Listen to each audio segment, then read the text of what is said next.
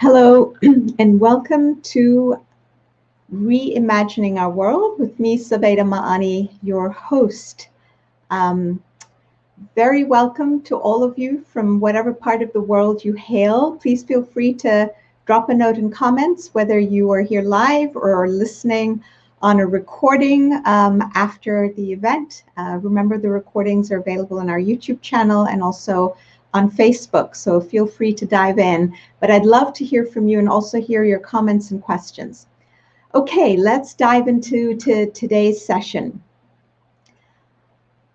It builds to some extent on what we've been talking about in our previous sessions. And what I want to talk about today specifically is the importance of modeling success or learning from models of success. And in particular, I want us to dig a little deeper, and I want to share with you some really interesting, compelling facts and information so that you feel that you're equipped, and so you feel hopeful, and so you feel energized that the kind of world that we're trying to build, a peaceful and secure one, is actually within our reach. So the model that I want to examine is the European coal and steel community that we started talking about last week. And I'll get to that in a minute, but the main principle that I want us to focus on today is this principle that success leaves clues.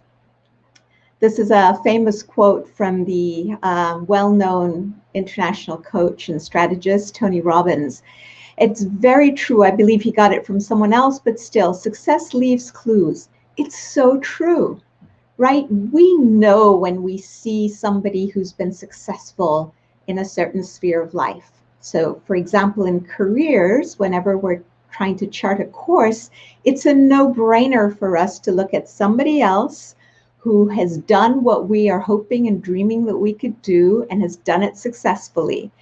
And the best way to get it done, the most efficient way, is to go and consult with such people or to examine their lives, examine the choices they've made, look at what they've done, what was it about them and their qualities that led to their success. So we do this automatically almost when it comes to our work lives. Interestingly, human beings aren't so good at doing this in their personal lives. So we don't always, for instance, when deciding whether to marry someone, look to see what the ingredients of a successful marriage are, look at role models of people who have had and have happy, successful marriages. So we do have blind spots. And the same is true in the area of administering the affairs of the world. We have a very short memory in terms of things that we've actually done in the past that have been successful. Now, the irony is that we are very good at telling ourselves all the things that cannot be done and shooting down any ideas on the basis that, oh, we tried that, it didn't work, or, oh, there's no point in doing that, it will never work, we're jaded and cynical, and yet we forget to look at those examples in our collective history where we as societies have done things that have actually redounded to our success, that have brought us the kind of world we want, that have brought peace to large segments of humanity. So this is what I want to focus on today. And this is a tool, by the way, that we use and I use in my life. One of the hats I wear is as a coach. I help people, individuals and businesses achieve better performance in their lives and in their business. And there's a process we use that is called a 3-step process that helps people to shift their energy away from being unproductive, low in motivation, being in a circumstance where they feel very stressed out at work, and paralyzed almost, not finding solutions to problems that they face, and generally finding themselves in a negative environment. And this process is especially helpful in instances when a person says, I can't do something. right? So getting them to shift from I can't do something to yes, I can. So what do we do? So the 3 steps are, first of all, you ask yourself, or the business asks itself, what have I done in the past? Let me think of an instance where I was faced with a similarly difficult situation and I successfully overcame it. Then ask yourself, what was it about me or about what I did or about my qualities that helped me negotiate and overcome that challenge? And then the third question is, how can I, or how can we as a business or as a group apply these methods or processes or qualities, bring them to bear on the challenge at hand? And so this is a really, really effective methodology. And I want to apply it today with respect to the European coal and steel community. Don't be frightened by the big term. It was just an institution that was created. If you want to learn more about it, go back to last week's episode. It was created in the aftermath of the Second World War to help Europe. And it helped Europe overcome 2 particularly large problems. It ended up giving the nations who participated in it, 6 member nations, equitable access to coal and steel, which were critical resources that were essential to rebuilding and reconstructing Europe, giving them equitable access at reasonable prices. So if you want to wrap your brain around this, think today about all the nations getting equitable access to the vaccine at reasonable prices and on equal terms with other nations. So we don't have a bunch of nations waiting in line while the wealthiest nations get their hands on the vaccine. So similar kind of dilemma, right? Similar challenge. So that was the first problem that this organization, this institution was able to overcome, which is huge. So imagine if we could apply it today to the pandemic, how big that would be. And the second thing that it did was it ensured that Germany could not start a third world war because of its access to coal and because of its very strong steel industry. And the third success really that this institution brought about was lasting peace in Europe. So Europe went from being a continent where there were constant wars back and forth to a period of peace really since the since the end of the Second World War till today. Western European countries have not been at each other's throats, at least on the battlefield. So applying the 3-step process, let's go for it. What were the factors that made this institution so incredibly successful and have such a high impact in the lives of the European continent, right?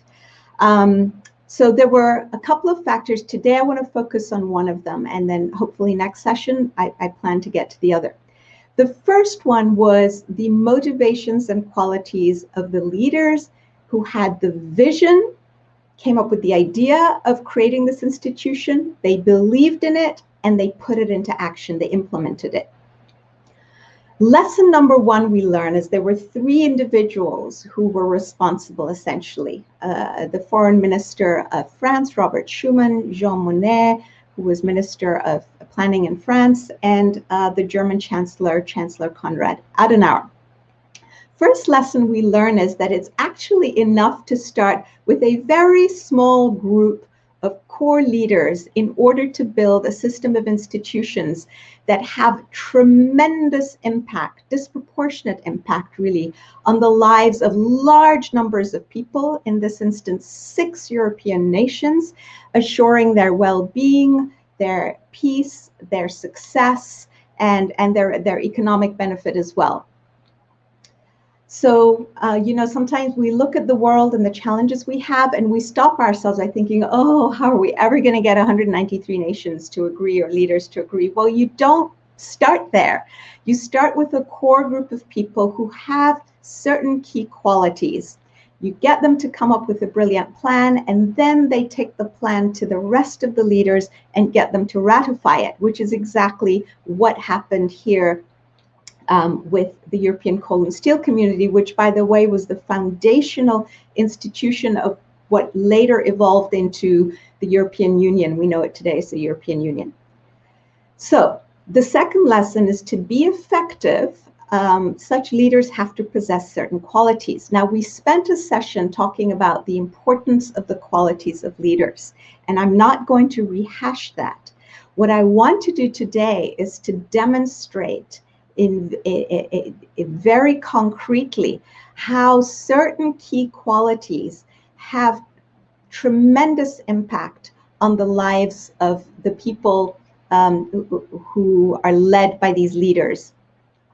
So the first here, that all three of these leaders, which I named possessed, was courage. So what does that mean practically?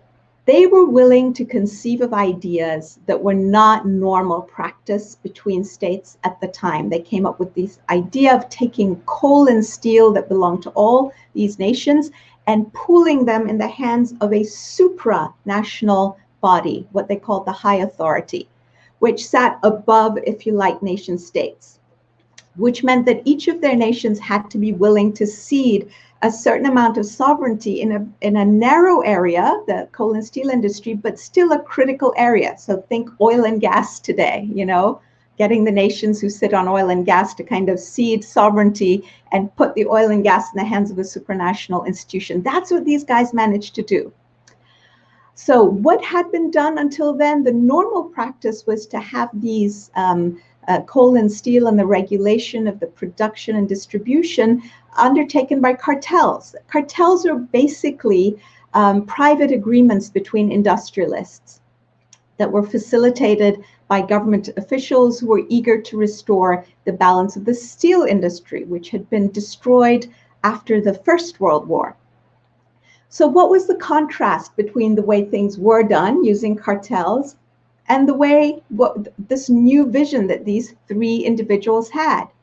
Well, let's look at how dramatic a difference it was. So under cartels, you restrict output. So like restrict the amount of vaccines you produce. So they were restricting the output of coal and allocating markets, deciding who gets what in order to increase profits. So you're driven by profits.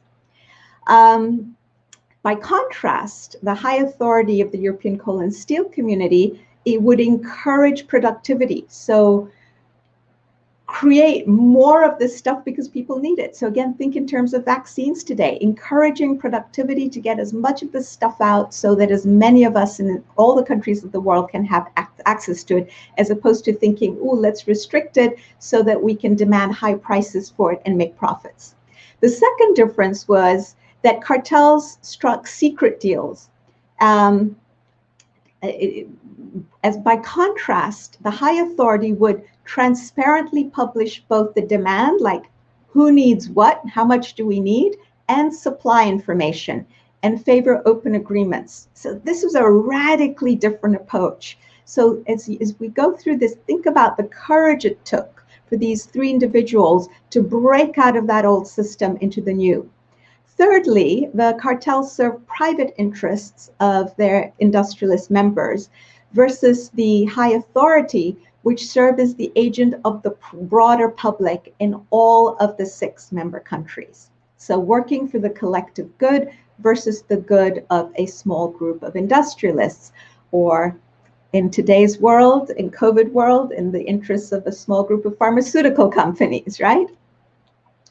Now, not only did they have the courage to propose something so radically different, but they did it in circumstances that required their nations to trust long-time and very recent enemies. You remember last time we talked about the historic enmity between France and Germany, that their literature talked about them drinking the hatred of each other with their mother's milk, and that they would always be at war with each other. Well, it took a lot, therefore, to say, hey, we're going to share all our coal and steel together and put it all under, each of our countries is going to give this up and put it in the hands of this supranational authority.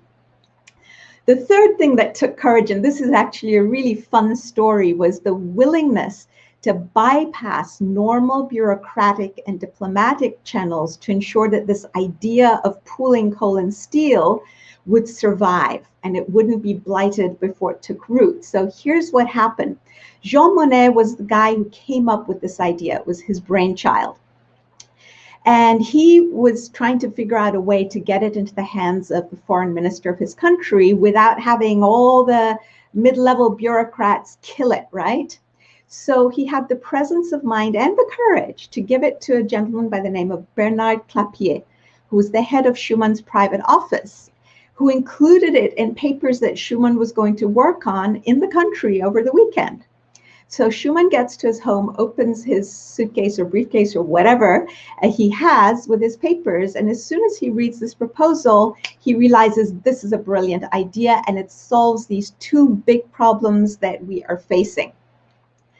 Now, he was afraid, he knew that he needed to get Germany on board, but he was afraid that if he went through diplomatic channels, again, people on both sides, the French and the Germans, would scupper the negotiations or any chance of success. So he takes the courageous step, again, courage, of sending it to Chancellor Adenauer of Germany through an unofficial emissary, so private messenger, so to speak.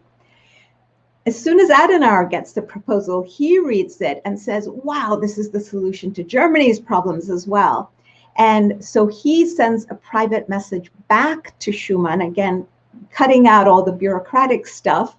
And as soon as Schumann hears that Adenauer has agreed to this idea, he's in the middle of a radio broadcast on May 9th, 1950, when he gets this message. He interrupts the radio broadcast to announce to France and to the world that, hey, these erstwhile enemies, France and Germany, have agreed to become partners in pooling their coal and steel resources. So it was a fait accompli, right? A deal done because he's now announced it. So nobody can interfere.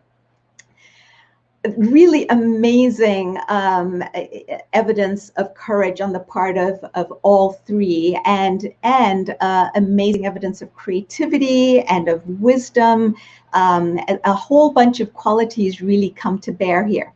And the last thing that really demonstrates their courage that I wanted to share with you was their willingness to proceed even though Britain, which was considered a very important ally and a very important force for good in the world, refused to participate.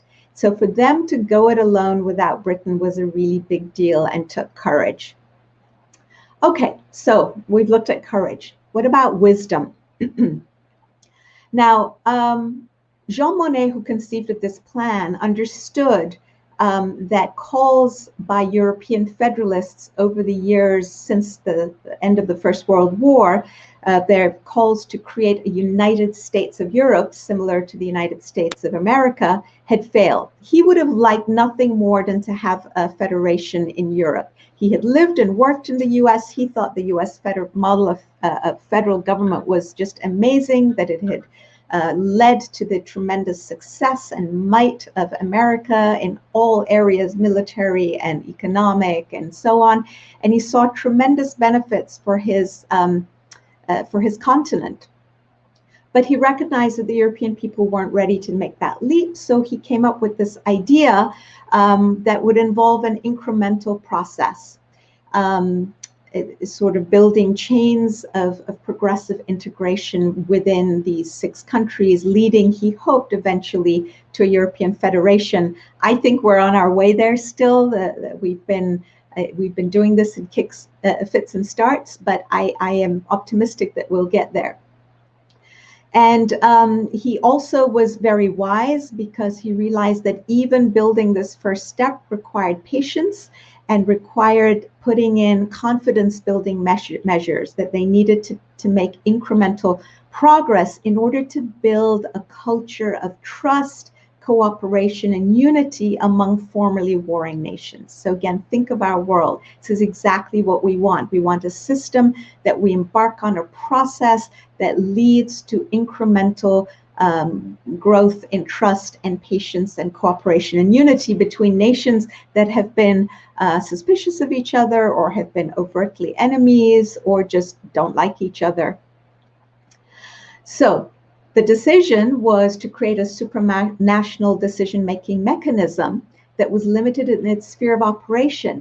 Yet what's interesting, and this is where again wisdom kicked in, Schumann insisted that before they even start negotiating on a treaty to implement this pooling of coal and steel, that all the nations who wanted to participate, and it was open, that they all accept this one concept, that a single supranational high authority be established. That was the one non-negotiable, if you like, first principle. And this goes back to something that we talked about before. It's really important to identify foundational principles that nations agree on that are non-negotiable, and then build out from there. Okay, I will share, the next quality was perseverance and resoluteness. The founding figures, these three individuals, were very determined to carry through their decisions and did so. And they were willing to sidestep or overcome obstacles. So, for example, in three of the countries, particularly Belgium, France, and Germany, the industrialists who had all these powers under the cartels really opposed this plan. And there's an interesting quote from a gentleman who was the that French High Commissioner for Germany, Mr. André François Poncet, who was reacting to a report by Chancellor Adenauer, in which the Chancellor was saying, oh my gosh, these German industrialists are coming and expressing their concern to me about the Schuman plan, and what am I to do? And this gentleman responds and says, amongst other things, that proves only that the industrialists, he says, they're like children, first of all, he starts saying. He said they have little imagination and they have great difficulty understanding a system which deviates from what they have been accustomed to since childhood. Now, we've talked a lot about mindsets in this program, and this concept of being shackled by old ways of thinking, old assumptions, and old limiting beliefs. This is exactly what he's talking to. We've done something a certain way for decades and centuries.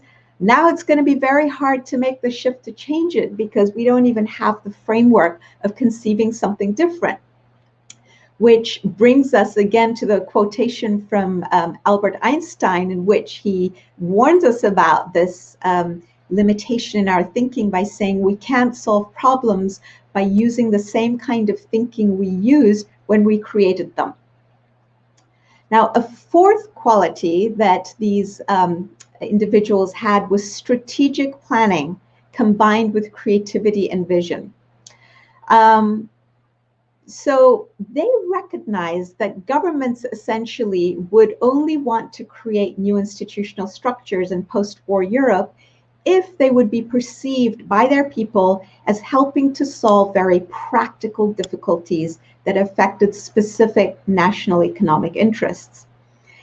And they realized, therefore, that their pooling proposal would actually solve the immediate practical problem of how each nation could access sufficient coal and steel to rebuild their countries and come back from the war, like we're trying to come back from the pandemic, while also ensuring that Germany couldn't rearm herself and cause another war.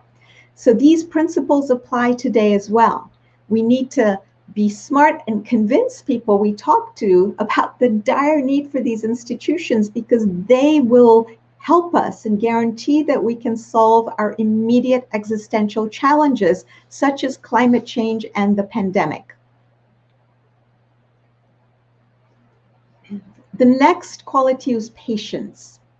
We talked about this a little bit, so I won't dwell on it, but they recognized that each of the participating nations was starting from a different starting point because their conditions were different. Just as in today's world, some nations are poorer, some have more access to wealth and vaccines, and others don't. Some are more susceptible to climate change, but their countries are literally sinking underwater. Others have more time and leeway to adapt.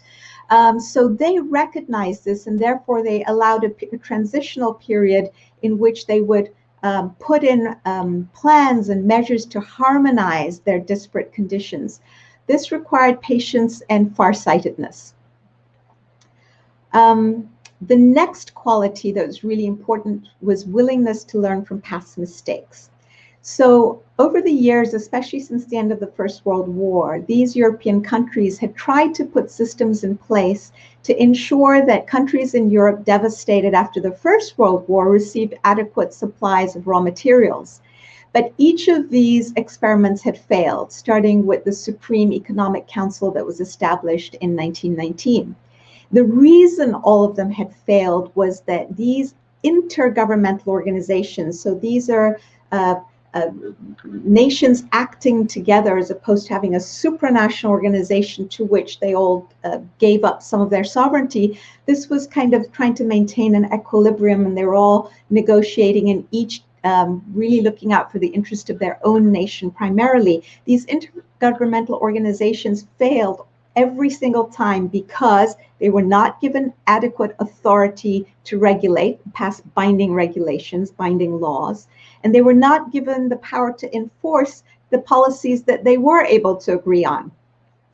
And these critical elements, therefore, were always left in the hands of nations that had competing interests.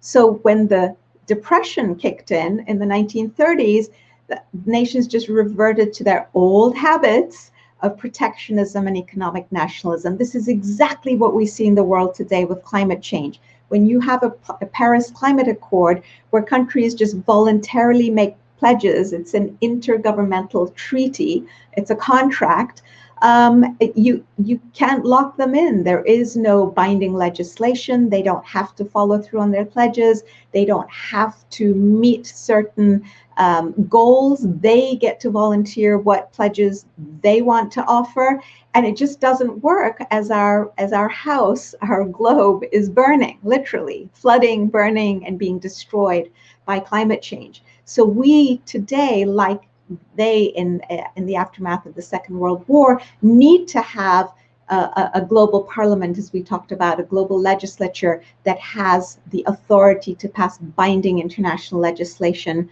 on countries. So this was a key lesson that these three individuals learned and put into effect, that an international agreement to pool coal and steel was going to be useless unless it also was accompanied with the power to bind with rules and regulations. And we'll discuss next time the principles that they applied to make the system work. And they also realized it had to be accompanied by robust and permanent enforcement mechanism. The next quality is they had to be willing to forego excessive nationalism and to work for the collective advantage. This was the linchpin of their success. They had to put aside the good of their own country and think of the good of all the nations who participated, viewing them as a single unit, which is what we've been talking about, that we are now at this stage in our collective maturity where we have to view humanity as a single organism. Also, their goal was not to advance themselves as individuals. They weren't interested in personal ambitions, but advancing the good of their countries and putting each other's countries on an equal footing with their own, rather than pushing for the good of their own country. This was unique. This was, as I say, all you need is a small handful of core leaders who have these qualities in order to come up with a plan that others will then sign on to, because they recognize that these leaders are trustworthy, that they're not looking out for the interests of their own nations. And the last quality that I want to talk about briefly is that they had high-minded motivations. The chief motivation of each of these three individuals was the attainment of lasting peace and unity in Europe. They weren't interested in horse trading, saying, you do this for me, we'll do that for you. That was not what this idea was about. Schumann and Adenauer, French and German, had grown up in areas of France and Germany that had been fought over time and again over centuries, and they each had a deep desire to see those areas live in peace. Jean Monnet was similarly motivated and, in fact, had served as the Deputy Secretary General of the League of Nations. That's how interested he was in forging an international community in a world of peace. The other interesting element is the role that religion played, and seems likely to have played, in creating this strong desire for peace. All three of these individuals had grown up in families where there was a strong Catholic influence. Schumann and Adenauer were both staunch Catholics, Monet, it's not clear, the literature isn't clear on this, but he's very likely to have been inspired by both his mother and sister, who were both ardent Catholics and very active, especially sister, at very high levels in the Catholic Church, working with the Pope. And at the end of his life, we know that he did ask for and received extreme unction.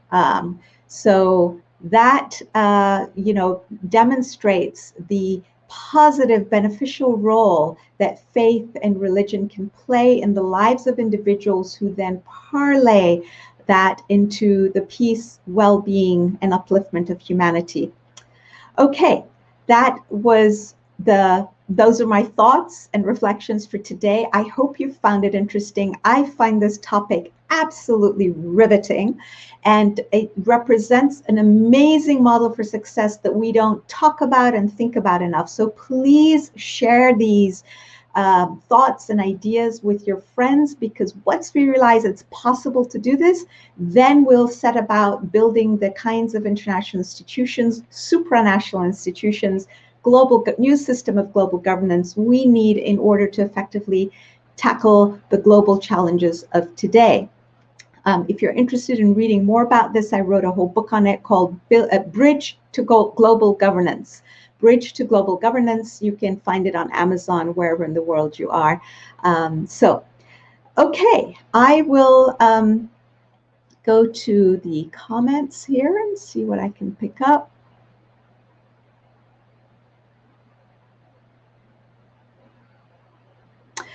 Yes, the time change is only for today. I actually have a vaccine appointment at the 4 p.m. So I'm sorry that I had to shift the time. I heard about it in the last second, but yes, we'll be back to 4 p.m. Eastern time every Saturday going forward. Yes, catchphrase of integrity, integrity, integrity. Yes, any individual, wherever they find themselves, and we don't even have to be operating at a high level with access to, high government officials or ability to dismantle biological weapons programs. Each of us in our individual lives, if we live a life of integrity, we will then create a culture at the grassroots that is accustomed to integrity. And is accustomed to a display of these qualities we've talked about. Once that becomes the culture, we start demanding then that our leaders have those qualities. And we're not willing to put up with leaders who are dishonest and cheat and aren't courageous and don't have high-minded motivations and are not wise, right? So we do this at whatever level we happen to find ourselves. We can hone these qualities and hone them in our children. Okay, I'm not seeing any other comments. So if you like us, please subscribe to our YouTube channel, CPGG, Center for Peace and Global Governance, and also take a look at the latest book that I've written that came out in January called The Alchemy of Peace, 6 Essential Shifts in Mindsets and Habits to Achieve World Peace.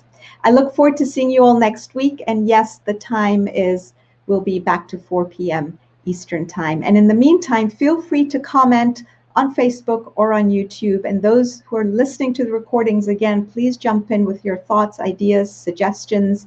I'd love to hear what you have to say. I'd love to hear your reactions and whether this material is making you feel more hopeful, which is really the goal, and infusing you with positive energy to keep trying to create the kind of world we all want and deserve.